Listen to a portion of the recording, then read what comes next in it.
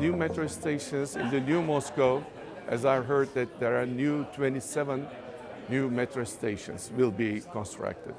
I may be wrong with the number, it may be 28, 26, but it's okay. Over 25 it's okay. So, and the new Moscow will be larger than the present Moscow. But the good part of it, it's now newly developed, so you can just make all your planning for the future. It can be a futuristic plan.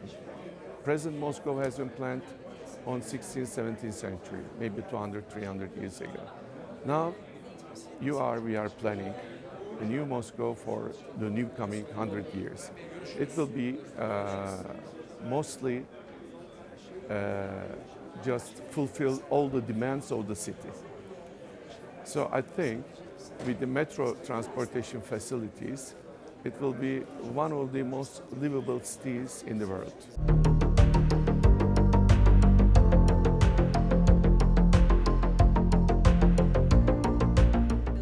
Well, you know, if in the old Moscow, of course, you have to renovate, that's for sure.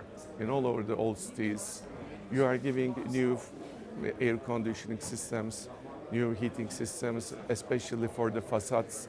You are just recovering with new glass systems, that's for sure. But of course, new Moscow will be new. I mean, it will give some parts just for the audience, for the people to give a feeling of old Moscow. But absolutely, it will be a new city, new also for the futuristic. Not always new, but also for the future years, Moscow. So it will be a nice project.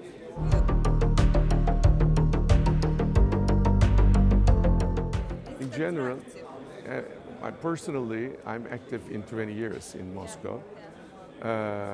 We invested, still investing. And to all my friends in Turkey and other countries, we said that we did always some profit. Sometimes it was decent, but sometimes it was more than what we have accepted at the beginning. Of course, the world market is getting shrinked in this sort of investments. It's all over the world. It's in Europe, in the United States. It's always difficult because, you know, it's competitive market.